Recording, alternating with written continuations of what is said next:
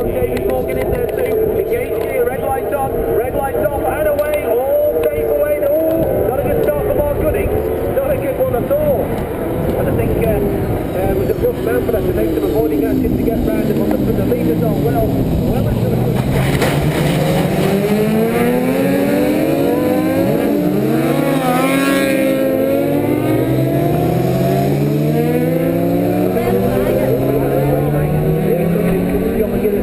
we'll get a full confirmation of the second and fourth second. Being out to the roundabout with lap on at 7 with Richard Petrie. Yes, they'll be approaching speeds of 200 miles per hour on the approach to University, waiting to enjoy the thunderous roar of these mighty silver bikes for the first time. And it's a red flag. It's a red flag. Ian Hutchinson was leading from Alistair C into the top.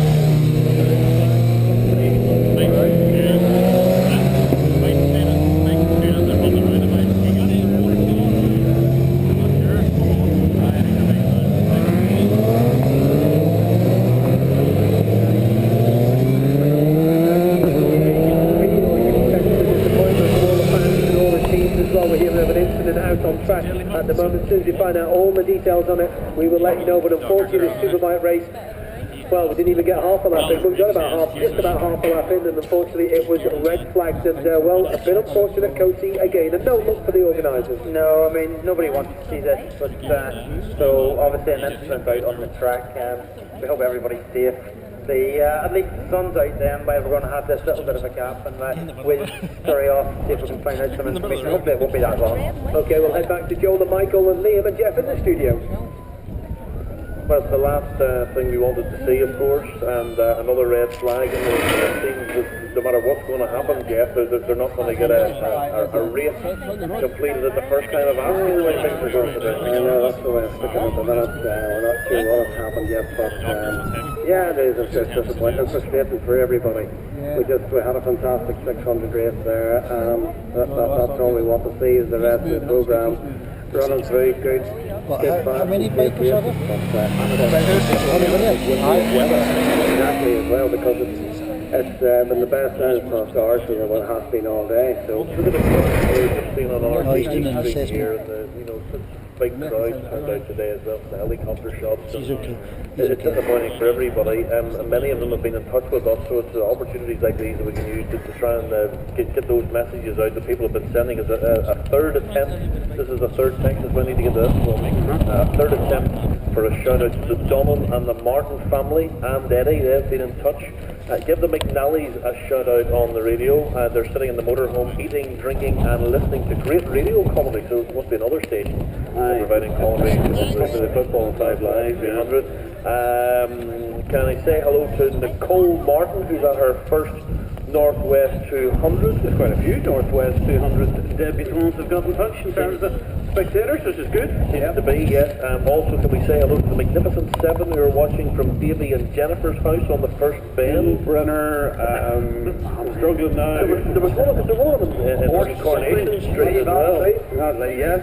Wasn't there? Who was that? Mr. Sneezy. Say hello to my wife Marlene, who is home in Scotland. This is now 20 years that I've missed her birthday. Tell her I do love her more than my bike. She might believe you. Somehow I very much doubt that. On the whole theme of matchmaking that's been going on, we've had a suggestion. Andrea in the start line, she said we should have one of those kit cams like they have at the Super Bowl. Then we can try to match all these people up and have them kissing each other. I think that would be a step too far, to be honest, Andrea. I think we might need further legislation. Bring Danny Kennedy back. Yeah. Can you tell me what happens if you race late? We've been talking about the possibility the road closing order can last 9 o'clock tonight. Can you tell me what happens if you race late and there are people in the grandstand due to catch the 10:30 ferry from Belfast? Well, we've checked that out and we can't tell you that you missed that ferry and you try to get on the next one. That's what happens. Liam Beckett's address is he's taking wasteful strays. Porridge on the Sunday morning. Someone else who's in touch loving Gareth from Ahoppel, he's loving the commentary and the banter, says Liam's a legend. Can you say a big hello to all of his family who are sitting in the caravan at Carrickdoo? Get well soon to Morris Taft from Ballymena. That's from Davy, Ellen and Bev Thompson. Missing him this year and hope to see him soon. A big hello from a Liam Carr and Big Buster, the German Shepherd dog, and Michael Boy. Good luck to all the racers, especially Michael William Lee and John McGuinness. Please, some stay out, he says, and so stay all of us. I've mentioned this already today. Happy 80th birthday to my dad, Archie, who's been brought over from Derbyshire to watch the Northwest 200 by his son Andy. So Archie, you're very welcome. Glad you're here. Happy birthday. Good luck to Glenn Irvin and Alistair Seeley. That's from Curtis Brown at the Metropole. Can you please mention my son Colin McAteer, his partner Jan and his mate Lynn? They're here from Australia for the race.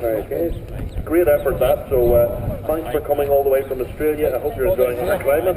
I just moved out of my university flat waiting for the races.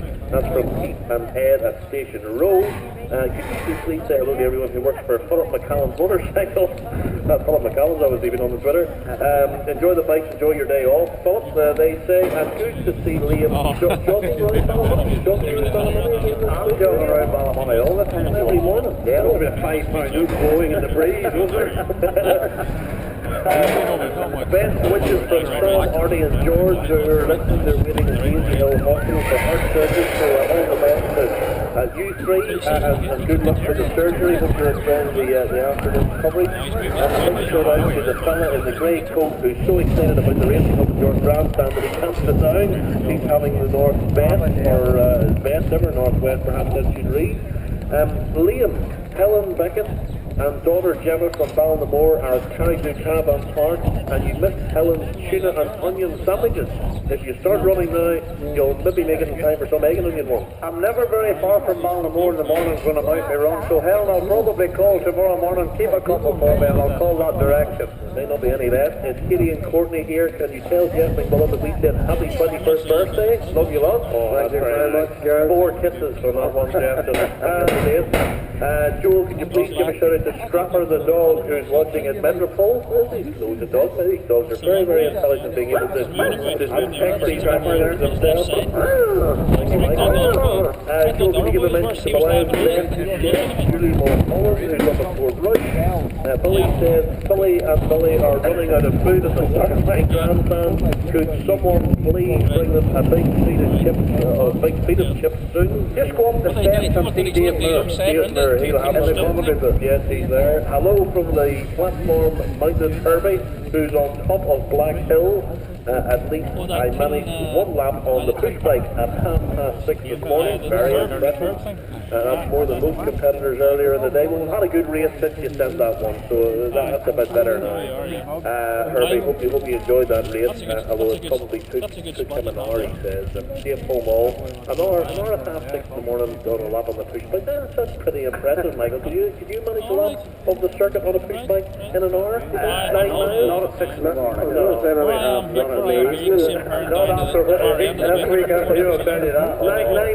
miles in an hour on a push bike, and somebody was towing me. maybe it's a man we're about to hear from was towing me. If you want to hear the rugby, it's currently... Yeah, I have the one pass here. On 1341 Radio Ulster medium wave.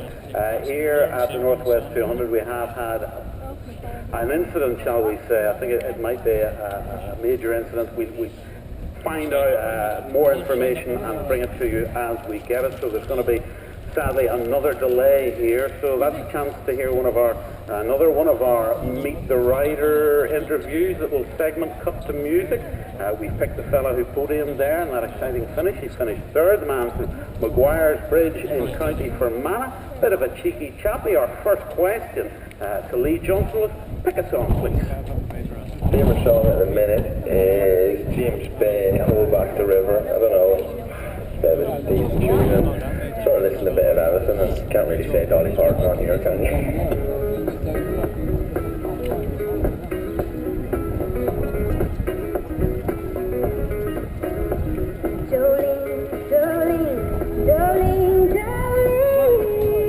Earliest racing, man, I don't know about racing, but my earliest motorbike memories going out through my neighbour's fence when I was about 4.5 years old, so yeah, it all kind of went downhill after that. Please don't take him just because you can. Favourite part of the the Northwest Circuit has to be the finish line, because that normally means if you've done well, you're going to get a bottle of champagne and the race is over. Or if you're having a shit day, you're getting back in to gather your thoughts and hopefully getting ready for the next race.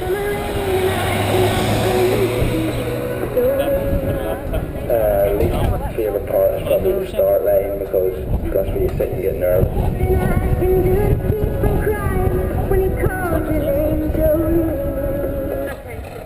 We have had a race incident at Mill Road Roundabout. The emergency personnel are dealing with it at present, and we expect a delay of approximately 15 minutes. We normally have a bit of a burn and a bit of crack in the awning and stuff, so it's never a dull moment.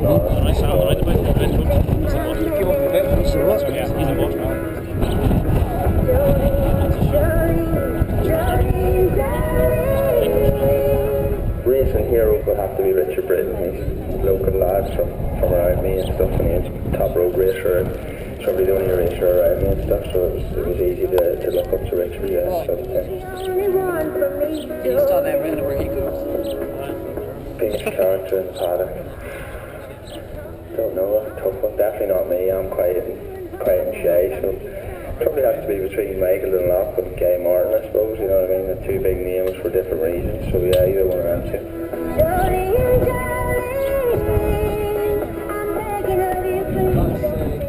One thing to change about the Northwest 200, probably put it in the south of Spain and be guaranteed good weather all the time.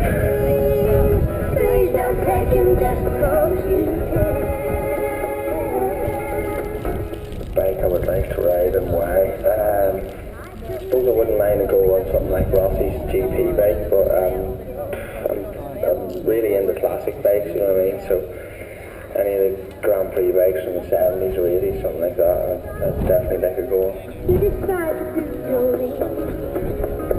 I definitely want to win a TT, like, so that's probably my short-term, long-term, all-term ambition. That stands out the most to me so far in my career is obviously my first win last year at the Northwest. It's something I've wanted to do for the last few years now, and it's nice to tick that box and then get another one on the Saturday as well. So yeah, getting my first win under my belt.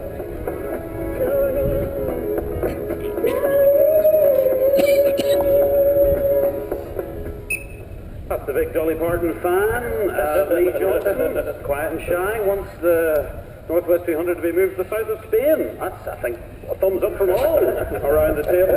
You were playing my song as well, Michael. It was very good. So he was a double winner last year in the Super Twins, wasn't he? Not going to race in the Super Twins this year, but he's got something about him. There's a little bit of spark about Lee Johnson. He's a character in himself, Michael. You know, we were talking. You were asking him about characters, but he's a character in himself, and you need that in the sport as well. But I tell you, he's a talented rider, and we've seen this week already that he's one that can win any of the races that he's entered in. I must say, Michael, just deviating slightly, I'm delighted for the people who came today, the supporters who came, the fans who came to watch the race, because they're there in their thousands, and all they've had has been bad weather, red flags, and they have, if any wonder, I call them a hardy breed, because the fans are just like the competitors. They are a different breed of people. They love the sport, and they've sat there through all that rain and wind. They're covered in ponchos and umbrellas, and some of them don't have that, but they're still there, and you can just taking into account the ones that Joel's getting the messages there. They're all having great fun, hundreds of it. And to see a race like that 600 race, what a fabulous opener, a full opener race that we saw to its conclusion for them, and it's reward for them for the for staying and being here. Willis has been in touch, Jeff. He says, sorry, can't make it up this year. Question to all: are there too many races at the Northwest 200? Could the idea of one superbike, one super stuff, one super sport, and one super twins race be enough for Saturday race day? Well, they've split them up now, as we know. We have 3 races now on a Thursday night. It was supposed to be 5, but of course the super stock race is held from Thursday night, which is going to be today, so we're going to have 2 super stock races. But you know what, you have the time. But the problem is the weather. If you have the weather, or a couple of red flags, or whatever, before you know it, you're down an hour, 2 hours. That's the problem. But the only thing is, with a race format now, it used to be the 125 race, 250 race, like, you know, whereas now it's really 4 classes with 2 races. But it's easy to say that on a day like today, isn't it? Whereas last year, I think we had all our races done, and we were rolled up on a way long before 6 o'clock. Yeah, you're right, Joel. And the thing that still concerns me yet is I think there's too many people in the grid at the Northwest. It's one concern I have, and I think it's a very time-consuming concern. I know there is a stipulated time that they must wait, but I think when riders do a warm-up lap and come back to the grid, I think that it should be all systems go at that stage, and maybe one delegated member of mechanic and staff. That's the way it is in the British Championship. It's the way it should be here. Far too many train spotters, far too many people on the grid that are not required, and then it takes longer to clear that grid. Yes, they're efficient when they go to clear, but the least you have on, you should have just somebody there in case the bike needs a push or a lift or something, or the rider maybe needs his visor cleaned, he's maybe struck a fly on the way around or a wasp or something. One attendant out to each machine once they come back from that warm-up lap, because what concerns me is that not only are they warming up their tyres, they're getting into the zone and they're starting to be focused. Yeah, you know this. Yeah. And when a rider comes back, the rides are considerably different from when they left, because they're in the zone and they're focused. Once you start wasting time with the crowd, it's like the Lammas Fair out there, and once all those people start to congregate in the grid, suddenly, yes, they can stick tyre warmers on and keep the tyres warm, but what do you do if it's the guy sitting in the bike? Suddenly his focus goes, all that race mode that he's in starts to disappear, and he's sitting there, and then they're sent down into the first corner primrose when the tyres may be warm, but for me the rider's concentration has wavered considerably. And that's one thing concerns me. Adrian Coates, you heard anything there? Is there any news? Yeah, just been hearing that the incident is very nearly cleared up, and that we should be getting racing on a bit shortly. Obviously, Mervyn out round the course at the incident, so we'll have to wait for him to come back to get the all clear, and then hopefully it's not going to be too long. Okay, good man, Adrian. A chance to get through some more of your messages. 81771. I'm told we're over 700 messages already just directly to us via the radio today on the text 81771. So thank you so much. I'm sure you'll forgive me if I don't get through all of them. We're doing our very best to get through them all. We have a second wedding proposal of the day, Michael. I'm not sure these are just picking up random names to people as accident, but I don't think they are. I think they're a bit more serious than that. Do you want to take it to the same guy? No. All right. Somebody different. Are there any invitations to us, Joe? You go. Would you join? You need to get yourself dressed up and tidy. You couldn't go in that shirt. No, maybe Paul Logan's suit. Have you seen that? Adrian Logan had a suit covered in champagne the other night. He's in big trouble. Do you want to take it from Dallas? I don't know where they are around the circuit, but there we go. That's the second marriage proposal of the day. To my wife, Eilish at York Corner, 4 times I've brought you here. Proposals are genuine, or we're in big trouble. I think they are. 4 times I've brought you here, 4 times it's rained. I love you, but you're a jinx. What an old romantic. You say that's more real, isn't it? Hi guys, sorry can't make it up this year. Could you please say a big thank you? Getting married. Standing here waiting for him to turn up. Could you please give a big shout out to my dad at the start finish stand, who's been coming here for over 20 years. That's from daughter Amanda and son-in-law Andy. Doesn't give the name sadly of her dad, but I'm sure he knows who he is. Could you please say a big thank you to my lovely sister and her husband Kate and John for their hospitality. We're up for the races. She's a great mini chef. Best wishes to all the riders today. Say hello to Stephen Bickerstaff, my brother. He's happy at home because he's watching online and not getting wet. That's from Alison. Say hi to Alice and Jimmy Berry, who are on the roof of a van at Quarry Hill. Springs, they're allowed to be and have permission to be on the roof of that van. They've been there since 7:15 this morning, apparently, so well done to them. And a happy 40th birthday to the BFG, Richie Allen, who will be celebrating his birthday on Monday.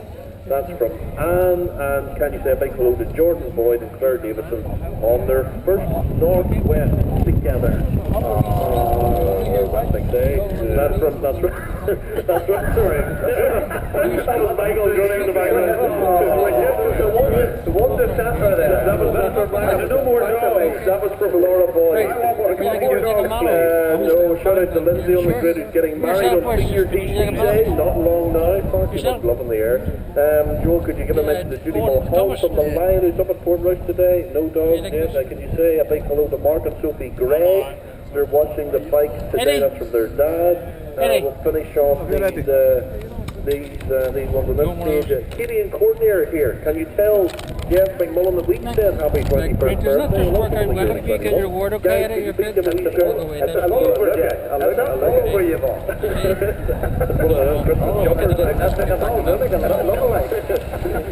Could you please give a wee shout out to our Uncle Charlie Wilson, who's listening at home on the radio? He's unable to be up there because of ill health. But Sharon and Tom and the gang at Juniper Hill say that they miss Uncle Charlie and they wish that he was up here with them.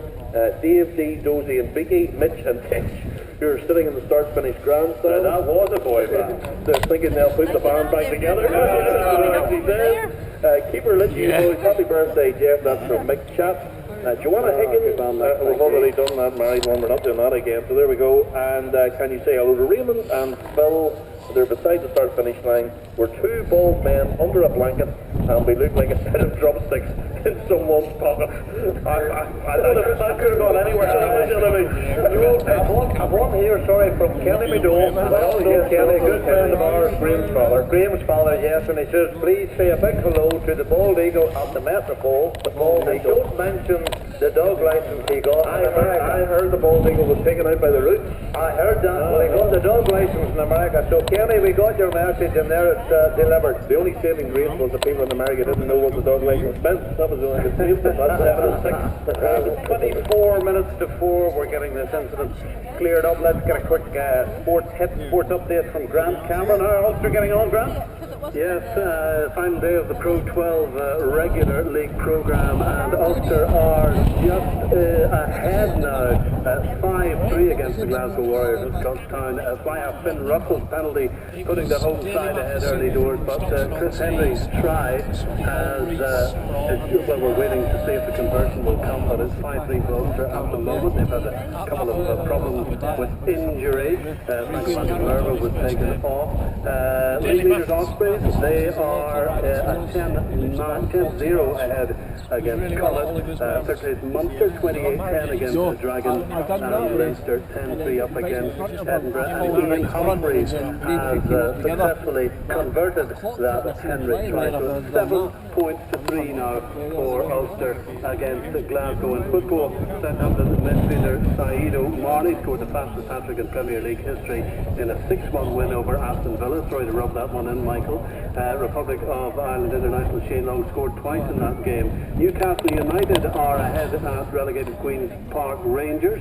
Emmanuel Rivera with the goal after 24 minutes. No goals in the other games in the Premier League. Stephen Gerrard makes his final appearance, as we all know, for Liverpool at Anfield at 5:30 when they play Crystal Palace. Norwich City are through to the Championship playoff final after beating Ipswich Town 4-2 in aggregate. Norwich won today's second leg at Carrow Road 3-1, watched by John Southall. For the first time in 30 years, Norwich and their fans will make the trip from Norfolk to Wembley. This game turned on the second half sending off of Christoph Berra. He handled Nathan Redmond's shot, and the referee had no choice but to dismiss him, where Houlihan dispatched the penalty. Ipswich made a fight of it, Tommy Smith equalised, so Redmond added a second, and Cameron Jerome ignited the celebrations with the third. So a painful day for Ipswich and their supporters, but Norwich now just one game from an instant return to the Premier League. Golf Spain Open, Michael Hoey through 15 holes. He's 2 over for his round so far, so he's 3 under par, and that's 4 behind James Morrison and Francesco Molinari, and England's David Howell, who are currently leading on 7 under. Morrison is in the clubhouse on 7 under. Only national award for the one with 3 shots of the lead later on, taking the World Championship in Caroline. 7 under par, and Derry leading London at the moment is heading to the Rings Cup. That's sports for now. And don't forget, the Championship opener, Ballybuffet tomorrow afternoon, Donegal against Tyrone. 3:30 starts the Championship on BBC Radio Ulster Medium Wave and also online, also on TV. It's a 4 o'clock throw-in tomorrow. Get more from the stadium service, Michael. Here's a message from Kyle, who's out at Ballysally. If the girl in the pink leathers at Mill Road Roundabout is single, does she fancy dinner tonight? What time that dinner might take place, given that we could be here tonight o'clock, who knows? That could be